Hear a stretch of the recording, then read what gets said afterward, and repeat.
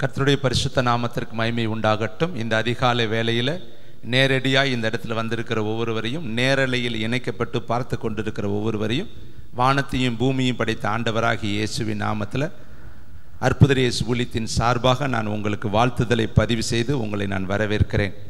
இந்த நாளில் செய்திக்கென்று தெரிந்து கொள்ளப்பட்ட பரிசுத்த வேத பகுதி எபிரேயருக்கு எழுதின நிருபம் 13ஆம் அதிகாரம் 1வது வசனம், 311வது பக்கம். புதிய ஏற்பாடு 311வது பக்கம், எபிரேயருக்கு எழுதின நிருபம் 13வது அதிகாரம் 1வது வார்த்தை. சகோதர சிநேகம் நிலைத்திருக்க கடவது. கர்த்தருடைய பரிசுத்த நாமத்திற்கு மகிமை உண்டாகட்டும். பவுலடிகள் 13 நிருபம் எழுதி 13வது நிருபத்தில் 13வது அதிகாரத்தில் முதல் வார்த்தையாய் அவர் எழுதுகிற வார்த்தை சகோதர சிநேகிதம் நிலைத்து இருக்க கடவது. கர்த்தருடைய பரிசுத்த நாமத்திற்கு மகிமை உண்டாகட்டும். இந்த உலகத்தில் மிகப்பெரிய ஒரு அன்பு சகோதரன் அன்பு, சிநேகிதன் அன்பு, குடும்ப அன்பு. இந்த அன்பை அவர் புரிந்ததுனால தான் 1 கொரிந்தியர் 13ஆம் அதிகாரம் முழுசும் தீர்க்க தரிசனங்கள் ஒளிந்து போகும், அந்நிய பாஷைகள் ஒளிந்து போகும், எல்லாம் ஒளிந்து போகும். ஆனால் அன்பு ஒரு காலம் ஒளியாது. அன்பை அதிகமாய் அவர் அந்த 1 கொரிந்தியர் 13ஆம் அதிகாரத்தில் வலியுறுத்தி ஆழமாய் நமக்கு எழுதி வைத்திருப்பதை வேதத்தில் வாசிக்கிறோம். தேவன் எப்படி இருக்கிறார்? வேதம் சொல்கிறது அவர் அன்பாகவே இருக்கிறார். அருமையானவர்களே, இங்கே இந்த இடத்துல ஒரு காரியம் சொல்லப்பட்டிருக்கு, சகோதர சிநேகிதம். அப்படின்னா சகோதரனை சிநேகிக்கக்கூடிய ஒரு சிநேகம் அது நமக்குள்ளே நிலைத்து இருக்கணும். இன்னைக்கு யாரையோ நம்ம சிநேகிக்கிறோம், ஆனால் உடன் பிறந்த சகோதரர்களை, ரட்சிப்பின் அனுபவங்களை பெற்று சபையில் கர்த்தர் கூட்டி சேர்த்திருக்கிற சகோதர பிள்ளைகளை நம்ம எந்த அளவுக்கு நேசிக்கிறோம், அந்த நேசத்திலே நம்ம எந்த அளவுக்கு நிலைத்து இருக்கிறோம் என்பதை இந்த காலை வேளையில் இந்த வசனத்தை வைத்து நம்ம தியானித்து நம்முடைய வாழ்க்கையில் நிறைவு இருந்தால் சந்தோஷமும், குறைவு இருந்தால் நம்ம சரிப்படுத்தி கொள்ளவும் கர்த்தருடைய ஆவியானவர் விரும்புகிறார். மீண்டும் அந்த வசனத்தை வாசிக்கலாம். சகோதர சிநேகம். சகோதரன். நீதிமொழிகள் 18ஆம் அதிகாரம் 24ஆம் வசனத்தை எனக்காக நீங்கள் எடுக்கும்படி உங்களை அன்போடு நான் கேட்டுக்கொள்கிறேன். நீதிமொழிகள் புஸ்தகம் 18ஆம் அதிகாரம் 24வது வார்த்தையை எல்லாரும் எடுத்து, சிநேகிதர் உள்ளவன் சிநேகம் பாராட்ட வேண்டும், சகோதரனிலும் அதிக சொந்தமாய் சிநேகிப்பவனும் உண்டு. அப்போ இந்த உலகத்தில் வித்தியாசமான அன்பு உண்டு. அதில் சகோதர சிநேகத்தின் அன்பு ரொம்ப விலையேற பெற்ற ஒன்று. அதனால தான் வேதத்தில் நிறைய இடத்துல கர்த்தர் நம்மளை எப்படி சிநேகிக்கிறார் என்பதை அவர் சொல்கிறார். பாருங்களே, லூக்கா புஸ்தகம் 12ஆம் அதிகாரத்தில் 4வது வசனத்தில் ஏசப்பா நம்மளை குறித்து சொல்லுகிற ஒரு வார்த்தையை அங்கே அழகாக எழுதி வைத்திருக்கிறார். சில வசனங்களை வாசித்து விட்டு நாம் கடந்து செல்வோம். லூக்கா 12:4 வாசிக்கலாம் எல்லாரும் சேர்ந்து. கொஞ்சம் வேதத்தை எடுத்து இந்த கால வேளையில் என் சிநேகிதராகிய உங்களுக்கு நான் சொல்லுகிறேன். அப்போ நம்மளையெல்லாம் கர்த்தர் எப்படி பார்க்குறாரு? சிநேகிதர்களாக பார்க்குறாரு. யோவான்லேயே அதை சொல்கிறார் 15:15, நான் உங்களை ஊழியக்காரன் என்று சொல்லுகிறது இல்லை, ஊழியக்காரன் தான் எஜமானன் செய்கிறதை அறிய மாட்டான், நான் உங்களை சிநேகிதர் என்றேன். அப்போ கர்த்தர் நம்மளை எப்படி பார்க்குறாரா? ஒரு சிநேகிதனாக பார்க்கிறார், ஒரு சிநேகிதியாக பார்க்கிறார். அந்த சிநேகம் எல்லா காலத்திலும் நம்மை சிநேகிக்கூடிய சிநேகம். பாருங்களே, அவர் சொல்லுகிற வார்த்தை என் சிநேகிதராகிய உங்களுக்கு நான் சொல்கிறேன். இந்த காலை வேளையில் வந்திருக்கிற உங்களை பார்த்து பரலோக தேவன் சொல்லுகிற ஒரு வார்த்தை, சிநேகிதராகிய உங்களை பார்த்து, சிநேகிதியாகிய உங்களை பார்த்து தேவன் சொல்லுகிற ஒரு ஆழமான சத்தியம், சரீரத்தை கொலை செய்து அதன் பின்பு அதிகமாய் ஒன்றும் செய்ய திராணி இல்லாதவர்களுக்கு நீங்கள் பயப்படாதிருங்கள். ஒரு சிநேகிதன் தன்னுடைய சிநேகிதனுக்கு, ஒரு சிநேகிதன் தன்னுடைய சிநேகிதிக்கு சொல்லுகிற ஒரு வார்த்தை, பயப்படாது நீங்கள் இருங்க. கொலை செய்த விற்பாடு உங்களை அவங்களால என்ன செய்ய முடியும்? இந்த உலகத்தில் அது ஒன்று தான் செய்ய முடியும். அதுக்கு பின்னாடி உங்களுடைய ஜீவனை அவங்களால ஒன்றுமே செய்ய முடியாது. இந்த உலகத்தில் வேணால் உங்களுக்கு உபத்திரவம் கொடுக்கலாம், கஷ்டம் கொடுக்கலாம், கண்ணீரை கொடுக்கலாம், பாடுகளை கொடுக்கலாம், ஏமாற்றங்களை கொடுக்கலாம், விரக்திகளை கொடுக்கலாம், பல இக்கட்டுகளை கொடுக்கலாம். மீறி போனால் கடைசியாக ஒரு மனுஷனை கொலை செய்ய முடியும். இதுக்கு தவிர மேலே ஒன்றும் அவனால் செய்ய முடியாது. அதனால தான் அவர் சொல்கிறாரு, கொலை செய்த பின்பு பாருங்களே, சரீரத்தை கொலை செய்து அதன் பின்பு அதிகமாய் ஒன்றும் செய்ய திராணி இல்லாதவர்களுக்கு நீங்கள் பயப்படாதிருங்கள். நீங்கள் இன்னாருக்கு பயப்பட வேண்டும் என்று உங்களுக்கு காண்பிக்கிறேன். கொலை செய்த பின்பு நரகத்தில் தள்ள வல்லமையுள்ளவர்களுக்கு பயப்படுங்கள். ஆம், அவருக்கே பயப்படுங்கள் என்று உங்களுக்கு சொல்லுகிறேன். அப்ப நம்ம பயப்படுகிறது மனுஷனுக்கு ஒரு நாளும் பயப்படக்கூடாது. வேதம் சொல்லுது, மனுஷனுக்கு பயப்படுதல் கண்ணியை வருவிக்கும், கர்த்தருக்கு பயப்படுதலோ ஆயுசு நாட்களை பெருக பண்ணும். அழகா கர்த்தர் சொல்றாரு, நீங்க உலகத்தில் இருக்கிற காரியத்துக்காய் பயப்படாதிருங்கள். உங்கள் சிநேகிதராகிய நான் உங்களுக்கு சொல்லுகிறேன், இந்த உலகத்தில் இருக்கிற எந்த ஒரு காரியத்தை குறித்து நீங்கள் பயந்து திகைந்து கலங்கி தள்ளாடி ஒளிந்து கொள்ளாதிருங்கள். நான் உலகத்தின் முடிவு கால பரியந்தமும் உங்களோடு கூட இருக்கிறேன். பாருங்கள், அதே வார்த்தையை யோவான் 15:15 சில இடங்களை உங்களுக்கு நிழலாட்டமாய் காட்டிட்டு நான் தேவனுடைய வார்த்தைக்குள்ளே போனால் உங்களுக்கு இலகுவாக உங்கள் ஆவியை தொடக்கூடிய வார்த்தையாக இருக்கும். யோவான் 15:15, இனி நான் உங்களை ஊழியக்காரன் என்று சொல்கிறது கிடையாது, வேலைக்காரர் என்று சொல்கிறது கிடையாது. உங்களை நான் ஒரு வேலை வாங்குவதற்காக வரவும் கிடையாது. வேதம் சொல்கிறது, அவர் ஊழியம் கொள்ளும்படி வராமல் ஊழியம் செய்யும்படி வந்தாரா. உங்களை யாரையும் அவர் வந்து வேலை வாங்கும்படி அவர் வரல, உங்களுக்கு அவர் உதவி செய்யும்படி, உங்களுக்கு அவர் இதோ நன்மை உண்டாகும்படி அவர் கடந்து வந்தார். பாருங்கள், சீசருடைய கால்களை அவர் கழுவினார் என்று வேதம் சொல்கிறது. சீசருடைய கால்களை அவர் முத்தமிட்டார் என்று சொல்லி வேதம் சொல்கிறது. சீசர்களை எப்படி கூப்பிட்டாரா, அந்த வார்த்தைகளை நீங்க பாருங்களே, ஊழியக்காரன் தன் செய்கிறதை அறிய மாட்டான், நான் உங்களை சிநேகிதர் என்றேன், ஏனெனில் என் பிதாவினிடத்தில் நான் கேள்விப்பட்ட எல்லாவற்றையும் உங்களுக்கு அறிவித்தேன். பார்த்தீங்களா, எல்லாவற்றையும் நான் உங்களுக்கு சொன்னேன். அதனால உங்களை நான் எப்படி பார்க்கிறேன், ஒரு சிநேகிதனாக நான் பார்க்கிறேன், ஒரு நண்பனாக, ஒரு சிநேகிதியாக. அருமையான தம்பி தங்கச்சி, இன்னும் பாருங்களே, தன்னை காட்டி கொடுக்க வந்தவனை கூட இயேசுவை எப்படி கூப்பிட்டாரா. மத்தேயு புஸ்தகம் 26ஆம் அதிகாரம் 50ஆம் வசனத்தை வாசித்து பார்ப்போம். அவருடைய சிநேகம் எப்படிப்பட்ட ஆச்சரியமான சிநேகம். மத்தேயு புஸ்தகம் 26ஆம் அதிகாரம் 50வது வார்த்தையை வாசிக்கலாம். Thank you, wonderful the Holy Spirit. இயேசு அவனை நோக்கி, சிநேகிதனே, என்னத்திற்காக வந்திருக்கிறாய் என்றார். மேல 48லிருந்து வாசிக்கலாம். அவரை காட்டி கொடுக்கிறவன், நான் எவனை முத்தம் செய்வேனோ அவன்தான், அவனை பிடித்து கொள்ளுங்கள் என்று அவர்களுக்கு அடையாளம் சொல்லி இருந்தான். உடனே அவன் இயேசுனிடத்தில் வந்து, ரபி வாழ்க என்று சொல்லி அவரை முத்தம் செய்தான்.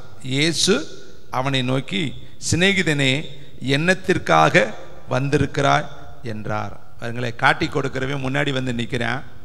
அவன் காட்டி கொடுக்க பயன்படுத்தின ஆயுதம் அன்பின் அடையாளமான ஒரு முத்தம். இவன் எதற்கு வந்திருக்கிறான் என்பது கர்த்தருக்கு நல்லா தெரியும். ஏன்னா உங்களில் ஒருவன் என்னை காட்டி கொடுப்பான், உங்களிலும் ஒருவன் பிசாசா இருக்கிறான் என்று கர்த்தர் சொன்னார்.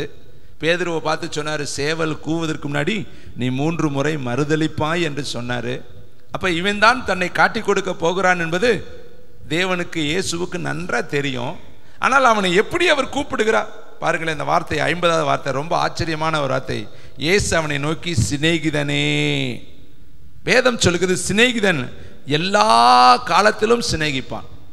சிநேகம் பாராட்டுகிறவன் சிநேகம் பாராட்ட கடவன் என்று சொல்லி வேதம் சொல்கிறது. அப்ப ஏசப்பா அவரை காட்டி கொடுத்ததுனால அவனை அவர் பகைக்கல, தன்னுடைய அன்பை அவர் மாற்றிக்கொள்ளல, அவன் மேல அவர் கோபப்படல, விரோதப்படல, அவன் மேல அவர் ஒரு சாபம் இடல, அவன் மேல அவர் எந்த விதமான முகநாடி அவர் மாத்தி பேசல. அந்த அன்பு நிறைந்தவராகவே அவர் பேசுறாரு.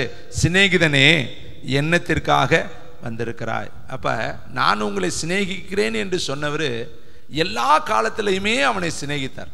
அவன் எந்த நிலையில் இருந்தாலும் அவனை அவர் சிநேகித்தார். ஒருவேளை இந்த காலை வேளையில நீ எந்த நிலையில் வந்திருந்தாலும் உன்னை அவர் சிநேகிக்கிற ஒரு தேவன். நீ எப்படிப்பட்ட சூழ்நிலை வந்திருந்தாலும் சரி, நல்ல ஜெபிக்கிற சூழ்நிலையில் வந்திருந்தாலும் சரி, ஜெபிக்கவே முடியாத சூழ்நிலையில் வந்திருந்தாலும் சரி, சந்தோஷமான மனநிலைமையில் வந்திருந்தாலும் சரி, சந்தோஷமற்ற மனநிலைமையில் வந்திருந்தாலும் சரி, பலத்தோடு நீ வந்திருந்தாலும் சரி, பலவீனமாய் நீ வந்திருந்தாலும் சரி, ஐஸ்வர்யம் உள்ளவனாய் நீ வந்திருந்தாலும் சரி, தரித்திரம் உள்ளவனாய் நீ வந்திருந்தாலும் சரி, நீ எந்த நிலைமையில் வந்தாலும் உன்னை ஒரு நாளும் மாற்றி நேசிக்காதமல் எப்பொழுதுமே ஒரே மாதிரியாய் நேசிக்கிற அன்பு நிறைந்த தெய்வம் இயேசு.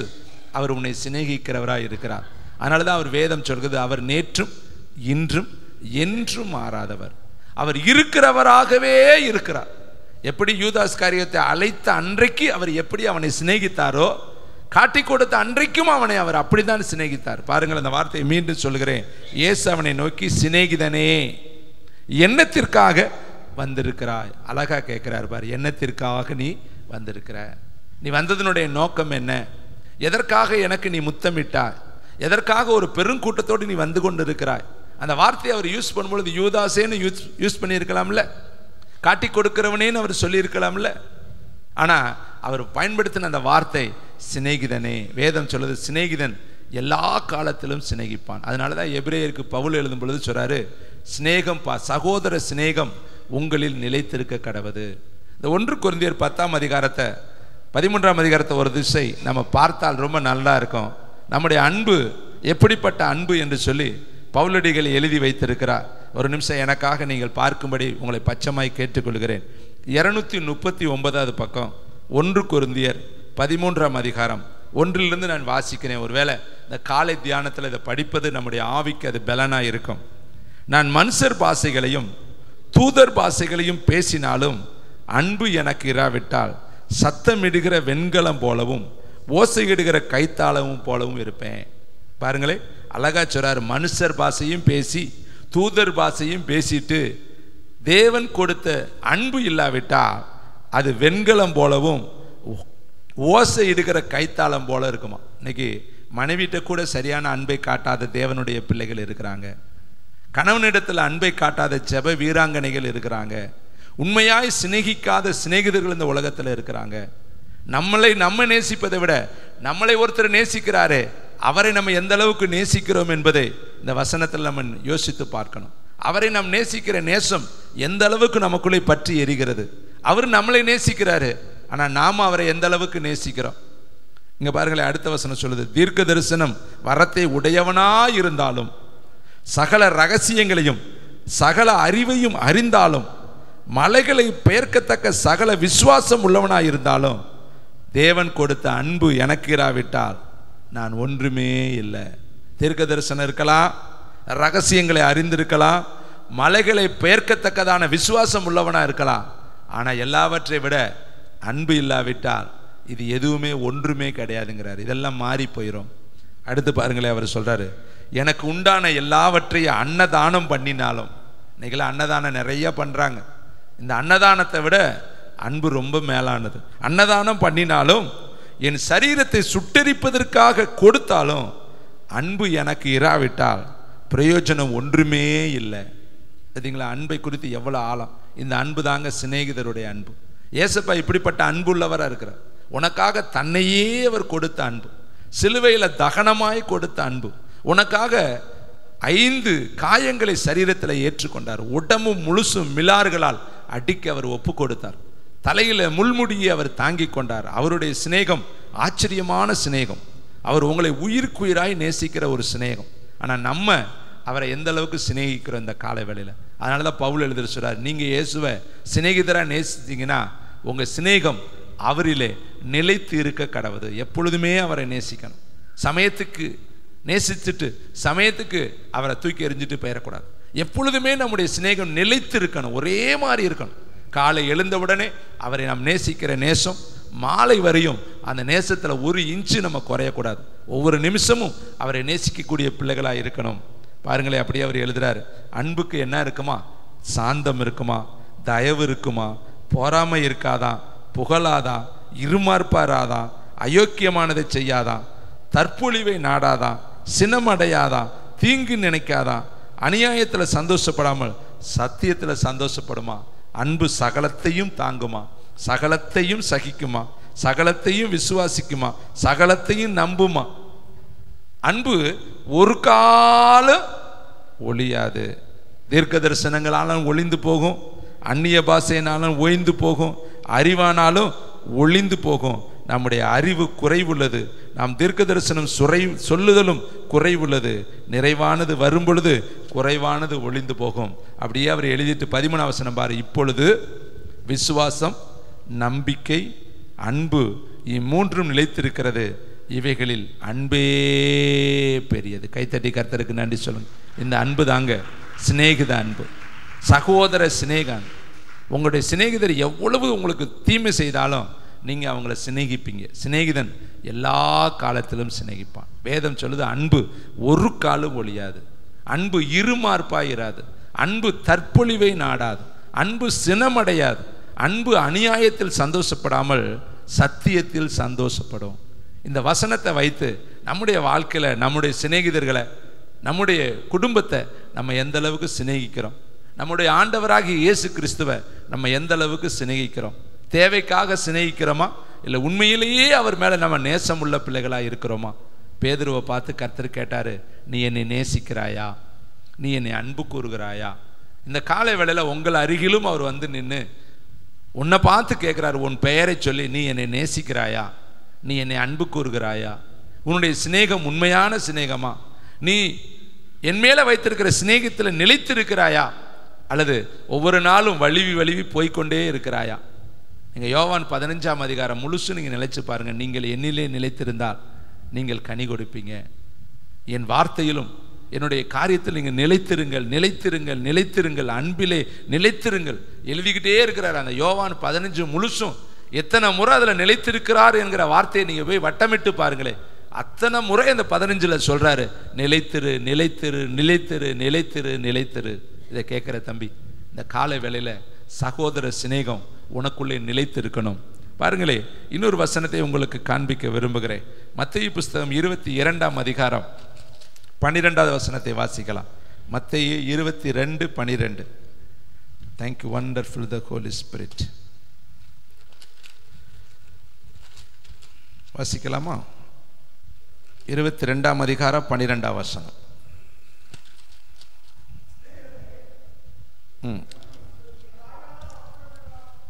வாசிப்பா. அதேதான். சிநேகிதனே, நீ கல்யாண வஸ்திரம் இல்லாதவனாய் இங்கே எப்படி வந்தாய் என்று கேட்டார். அதற்கு அவன் பேசாமல் இருந்தான். இதை குறித்து முந்தின பகுதியில் இருக்குது பாருங்களே. 4ஆம் வசனம்.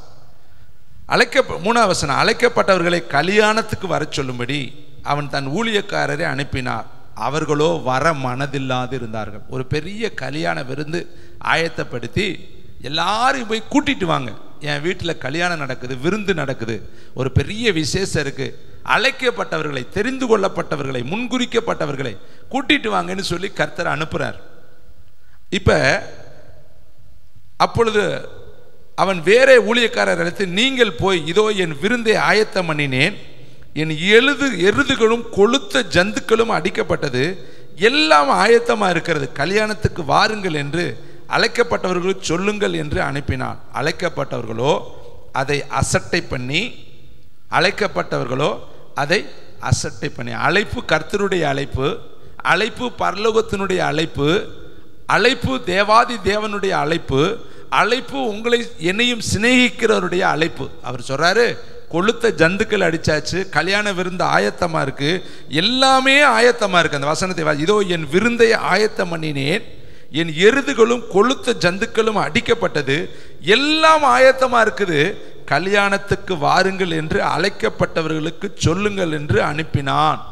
எல்லாம் ஆயத்தமா இருக்குது, கொளுத்த ஜந்துக்கள் அடிக்கப்பட்டுச்சு, கல்யாணத்துக்கு வாருங்கள் என்று சொல்லி அழைப்பு கொடுத்து அனுப்பினாரு. அழைக்கப்பட்டவர்களோ அந்த அழைப்பை என்ன பண்ணினார்களா, அசட்டை பண்ணி ஒருவன் வயலுக்கும் ஒருவன் வியாபாரத்துக்கும் போய்விட்டான், மற்றவர்கள் அவன் ஊழியக்காரரை பிடித்து அவமானப்படுத்தி கொலை செய்தார்கள். அப்ப அழைக்கப்பட்டவர்கள், தெரிந்து கொள்ளப்பட்டவர்கள், முன்குறிக்கப்பட்டவர்கள், அவருடைய சிநேகிதர்கள் என்ன செய்தார்களாம், அசட்டை பண்ணினார்கள்.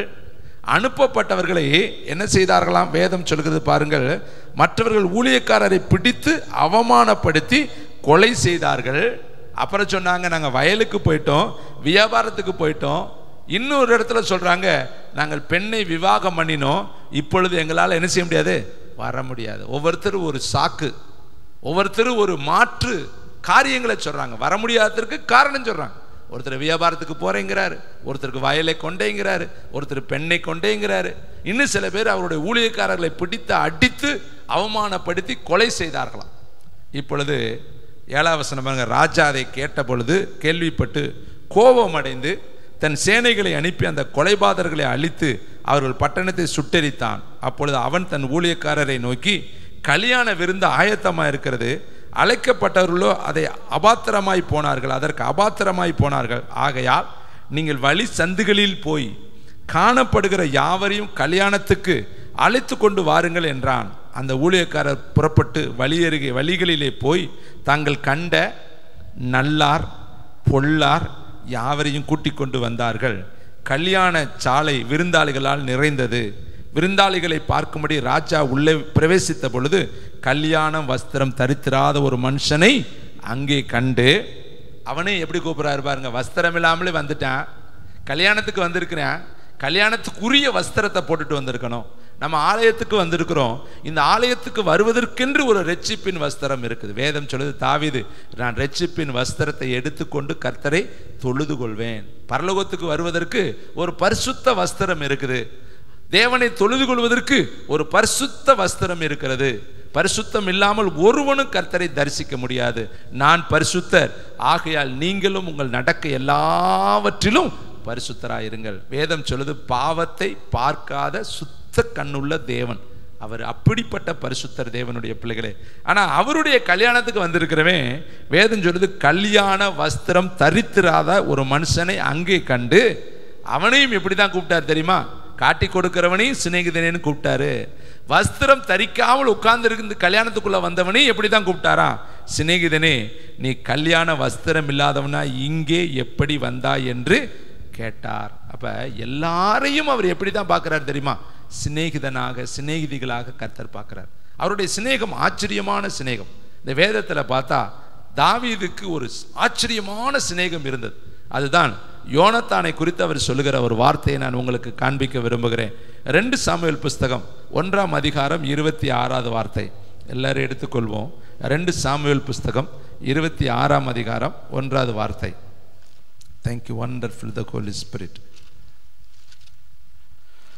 பக்க நம்பர் 385வது பக்கம், பழைய ஏற்பாடு. வாசிக்கலாமா எல்லாரும்? என் சகோதரனாகிய யோனத்தானே, உனக்காக நான் வியாகுலப்படுகிறேன். நீ எனக்கு வெகு இன்பமாயிருந்தாய். உன் சிநேகம் ஆச்சரியமாயிருந்தது. ஸ்திரீகளின் சிநேகத்தை பார்க்கிலும் அதிக சிநேகமாயிருந்தது. பராக்கிரமசாலிகள் விழுந்து போனார்களே, யுத்த ஆயுதங்கள் எல்லாம் அழிந்து போயிற்றே என்று பாடினான். யோனத்தான தாவீது எந்த அளவுக்கு நேசித்தான் என்பதுக்கு ஒரே ஒரு வரியில இந்த இடத்துல சொல்றாரு, ஸ்திரீகளுடைய நேசத்தை விட உன்னுடைய சிநேகம் எனக்கு ஆச்சரியமா இருந்தது. யோனத்தான் வெகு அதிகமாய் ஆழமாய் தாவீதை சிநேகித்தான் என்று சொல்லி வேதம் சொல்கிறது.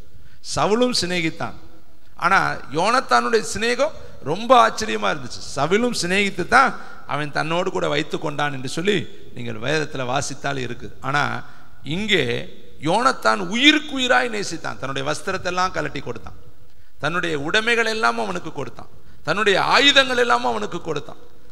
அந்த அளவுக்கு ஒரு உயிருக்கு உயிரான ஒரு சிநேகிதத்தை நம்ம இந்த இடத்துல தாவீதுக்கும் யோனத்தானுக்கும் இருப்பதை நம்ம வேதத்தில் பார்க்கிறோம். இதுதான் உண்மையான சிநேகம்.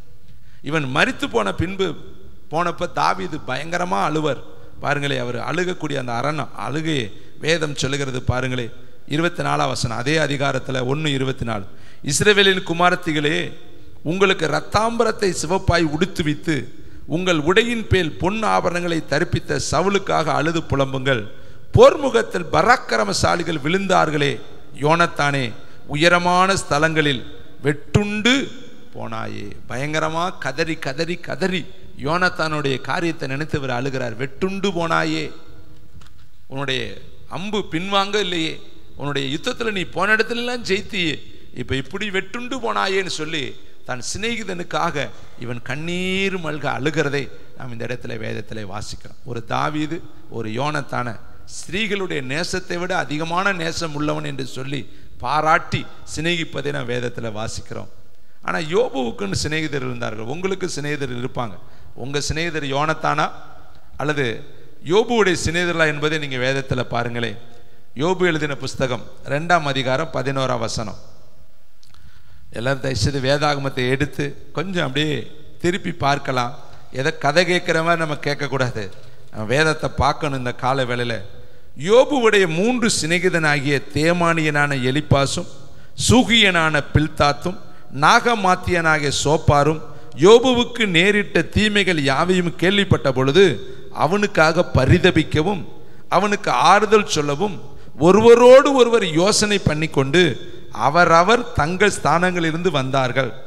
அவர்கள் தூரத்தில் வருகையில் தங்கள் கண்களை ஏறெடுத்து பார்த்த போது அவனை உருத்தெரியாமல் சத்தமிட்டு அழுது அவரவர் தங்கள் சால்வையை கிழித்து வானத்தை பார்த்து தங்கள் தலையின் மேல் புழுதியை தூற்றிக்கொண்டு வந்து அவன் துக்கம் மகா கொடிய துக்கம் என்று கண்டு ஒருவரும் அவனோடு ஒரு வார்த்தையும் பேசாமல் இரவும் பகலும் 7 நாள் அவனோடு கூட தரையிலே உட்கார்ந்திருந்தார்கள்.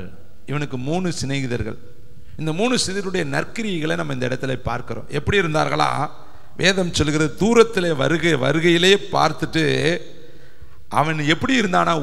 தெரியாமல் இருந்தானா. யோபுவோடைய சீர் எல்லாம் குறைந்து போய் உருவமெல்லாம் களைஞ்சு போய் உடம்பெல்லாம் பருக்கள் நிறைந்தவனாக, அவனுடைய உடம்பெல்லாம் அப்படியே புண்ணு பிடிச்சவனாக, பருக்களால் நிறைந்தவனாக, தெரியாமல் குலைந்தவனாக, அசிங்கமான மேனி உள்ளவனாக அவன் இருப்பதை பார்த்து சத்தமிட்டு அழுது அவரவர் தங்கள் சால்வையை கிழித்து வானத்தை பார்த்து தங்கள் தலையின் மேல் புழுதியை தூற்றிக்கொண்டு வந்து அவன் துக்கம் மகா கொடிய துக்கம் என்று கண்டு ஒருவரும் அவனோடு ஒரு வார்த்தையும் பேசாமல் இரவும் பகலும் 7 நாள் அவனோடு கூட தரையிலே உட்கார்ந்திருந்தார்கள். 7 நாள் பேசாம உட்கார்ந்துருக்கிறாங்க. துக்கம் அந்த அளவுக்கு அவங்களுக்கு இருந்திருக்கு.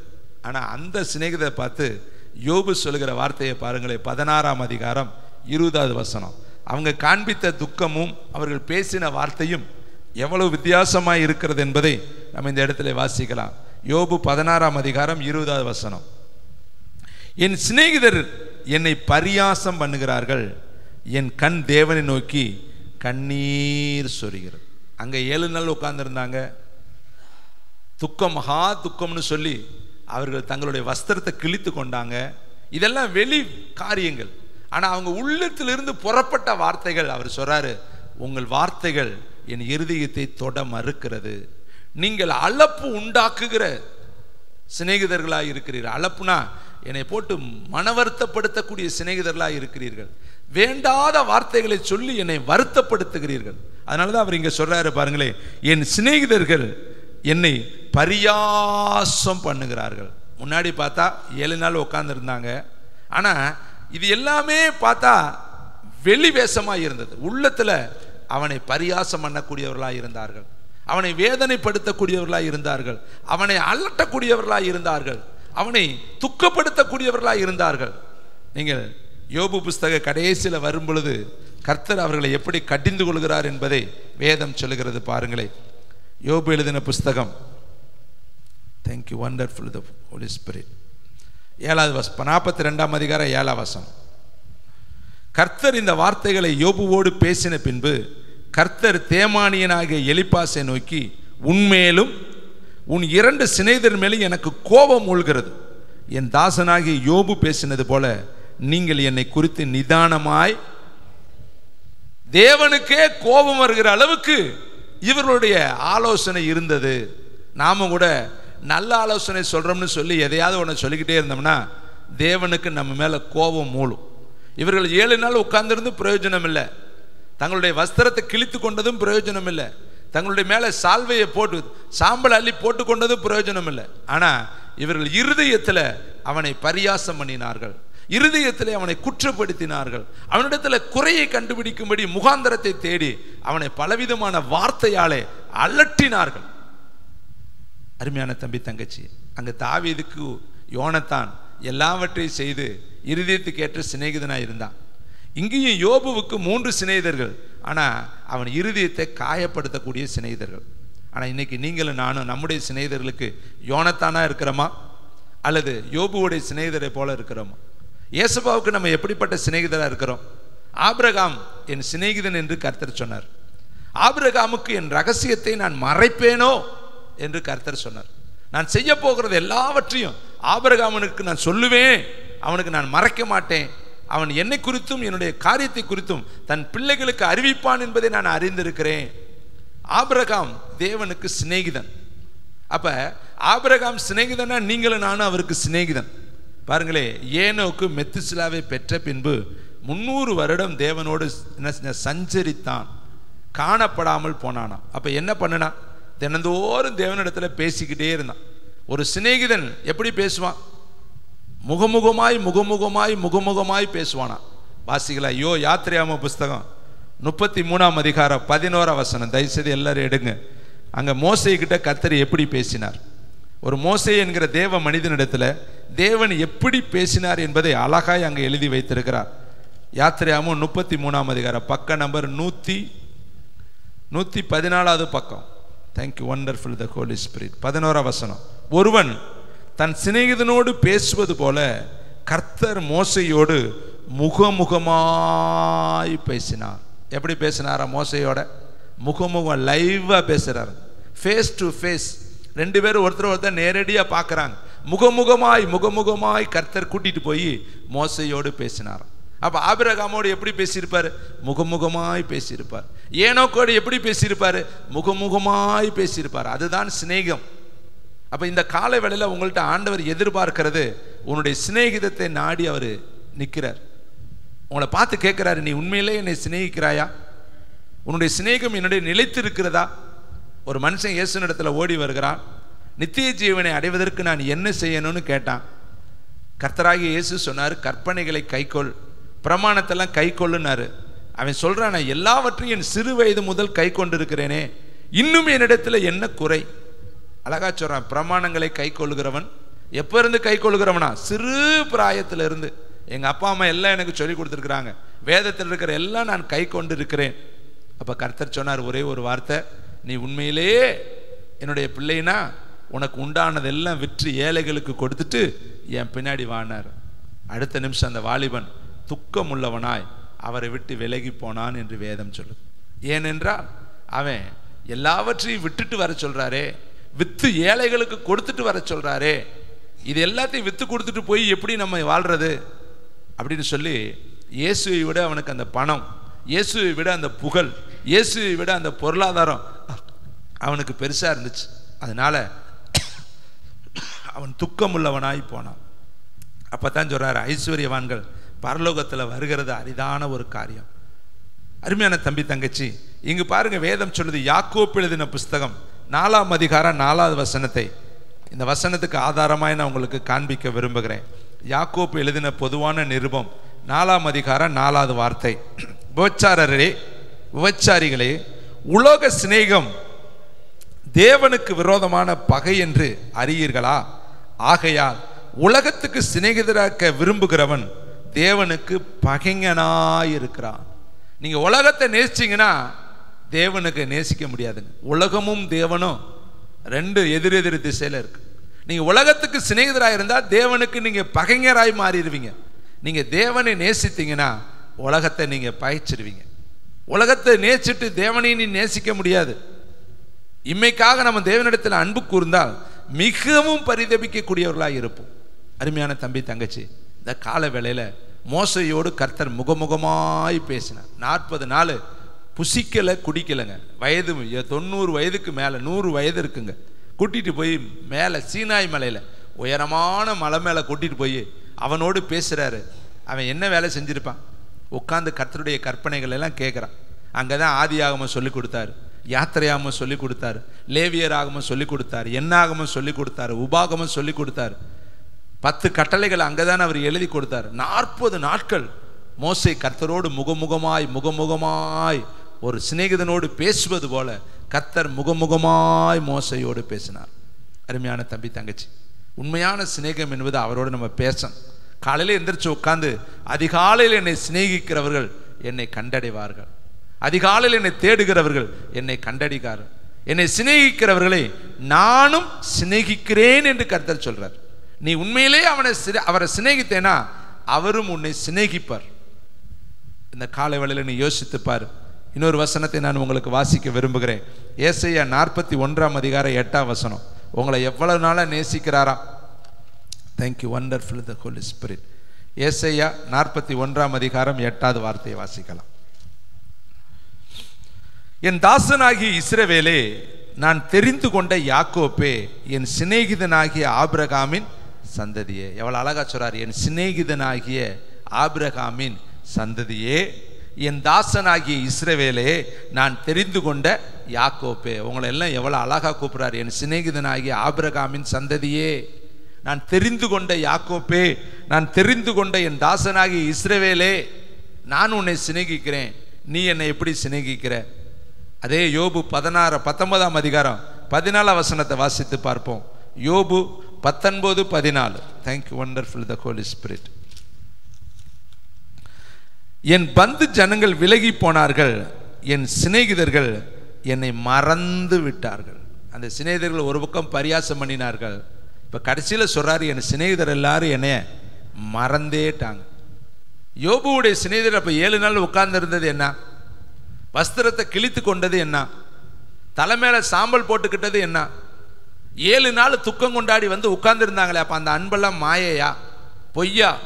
அவர் சொல்றாரு பாருங்களே, என் சிநேகிதர்கள் என்னை மறந்து விட்டார்கள். பார்த்தீங்களா? இதுதாங்க உலக சிநேகம்.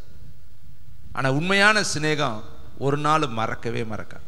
சிநேகம் பாராட்டுகிறவன் எல்லா நாளிலையும் பாராட்டணுமா. பாருங்க, சங்கீத புஸ்தகத்துல இது சொல்றாரு தாவீது. அவருடைய சிநேகிதர் எப்படி இருந்தார்னு அவரு சொல்றாரு, வேதத்துல வாசிக்கலாம். சங்கீதம் 41:9. தேங்க்யூ வண்டர்ஃபுல் த ஹோலி ஸ்பிரிட். வாசிக்கலாமா? என் பிராண சிநேகிதனும் நான் நம்பினவனும் என் அப்பம் புசித்தவனுமாகிய மனுஷன் என்மேல் தன் குதிங்காலை தூக்கினான். பார்த்தீங்களா? தாவீதுடைய சிநேகிதரை எப்படி செஞ்சாங்களாம்? என் பிராண சிநேகிதனும், அப்படின்னா உயிருக்கு உயிரான சிநேகிதனும், நான் நம்பி இருந்தவனும் என் அப்பம் புசித்தவனுமாகிய மனுஷனும் என் மேலே தன் குதிங்காலை தூக்கினான். அப்ப தாவீதுக்கு ஒரு சிநேகிதர் கிடையாது, நிறைய சிநேகிதர்கள் இருந்தார்.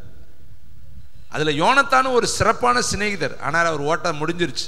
அதுக்கு பின்னாடி இருக்கிற சிநேகிதத்தை இங்க எழுதுறாரு, குதிங்காலை என் மேல தூக்கினார்கள். என் பிராண சிநேகிதர் தான், நான் நம்பி இருந்தவர்கள் தான், என் அப்பத்தை என்னோடு புசித்தவர்கள் தான், ஆனால் என் மேல குதிங்காலை தூக்கினார்கள். ஆனா நாம எப்படி சிநேகிதர்களா இருக்கணும் தெரியுமா? நீதிமொழிகள் புஸ்தகம் 17 அதிகாரம் 9 வசனத்தை வாசித்து பார்க்கலாமா? நீதிமொழிகள் 17 அதிகாரம் 9 வசனம். குற்றத்தை மூடுகிறவன் சிநேகத்தை நாடுகிறான், கேட்டதை சொல்கிறவன் பிராண சிநேகிதரையும் பிரித்து விடுகிறான். குற்றத்தை மூடுகிறவன் சிநேகத்தை நாடுகிறான். குற்றம் இல்லாதவர்கள் இந்த உலகத்தில் யாருமே கிடையாது. நீதிமான் ஒருவன் கூட கிடையாது. அனைவரும் பாவம் செய்து தேவ மகிமை அற்றவர்கள். நம்ம எவ்வளவுதான் தொலைவி பார்த்தாலும் எல்லாத்துக்கிட்டே ஒரு குறை இருக்கத்தான் செய்யும். நீங்க எப்பேற்பட்ட ஆள்கிட்ட, உங்க மனைவிகிட்ட குறை இல்லையா? உங்க கணவன்கிட்ட குறை இல்லையா? உங்க பிள்ளைகள்கிட்ட குறை இல்லையா? எப்பேற்பட்ட மனிதர்களும் மனிதர்கள் தான், குறையுள்ளவர்கள் தான். ஆனா ஏசப்பா அவர்களை தான் நேசித்தார். காட்டி கொடுக்க போறவனையும் நேசித்தார், மறுதளித்தவனையும் நேசித்தார், விட்டுட்டு ஓடினவனையும் நேசித்தார், சந்தேகப்பட்டவனையும் நேசித்தார். அவர் நேசத்துல குறைவே கிடையாது. அவர் பூரணமாய் நேசித்தார். ஆனா மனிதர்களுடைய நேசத்துல தான் குறைவு இருந்துச்சு. ஆனா நாம எப்படி இன்னைக்கு இருக்கணும்னா, குற்றத்தை பாருங்களேன், வசனத்தை வாசிக்கலாம். அந்த வசனம் 17 குற்றத்தை மூடுகிறவன் சிநேகத்தை நாடுகிறான், கேட்டதெல்லாம் சொல்லுகிறவன் பிராண சிநேகிதனையும் பிரித்து விடுகிறான். அதே 17 அதிகாரம் 17 வசனத்தை பாருங்களேன்.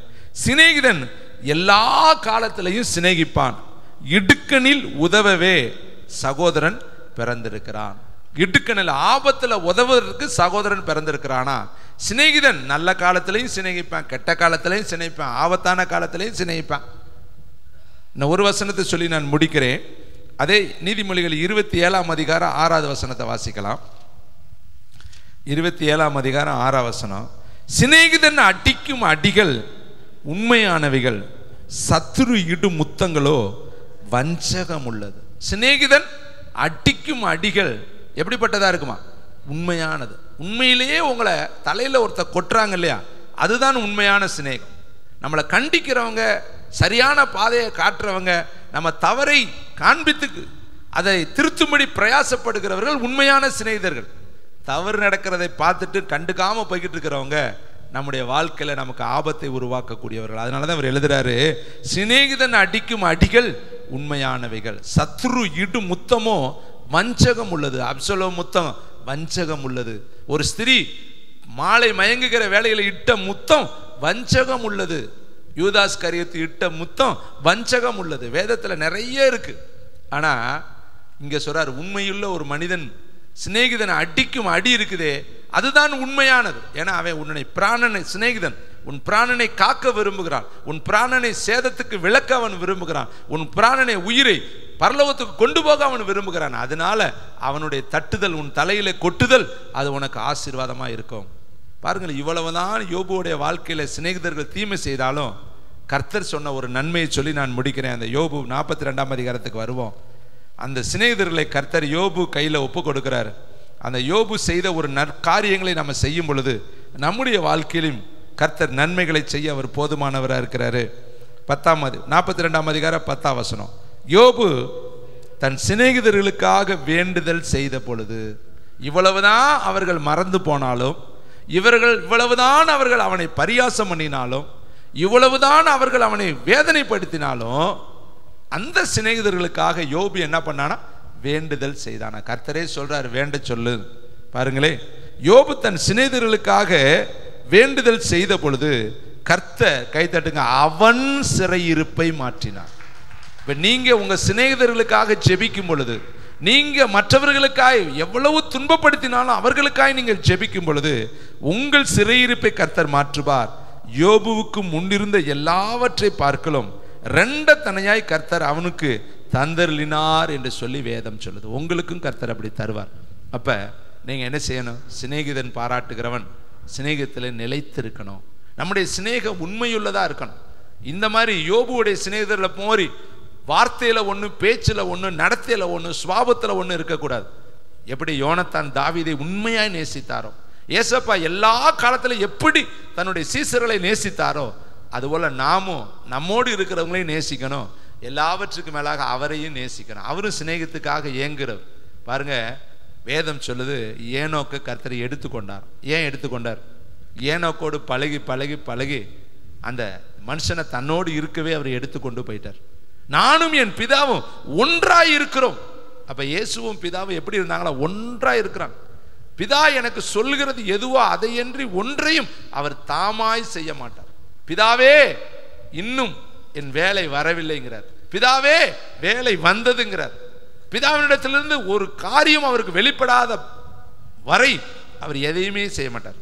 ஏன்னா இன்னும் என் வேலை வரவில்லைன்னு சொல்லுவார். பிதா செய்ய குமாரன் காண்கிறது எதுவோ அதை அன்றி வேறு ஒன்றையும் அவராய் தாமாய் அவர் செய்ய மாட்டார். அப்ப எந்த அளவுக்கு பிதாவோடு அவர் சிநேகத்தோடு இருந்திருக்கிறார்.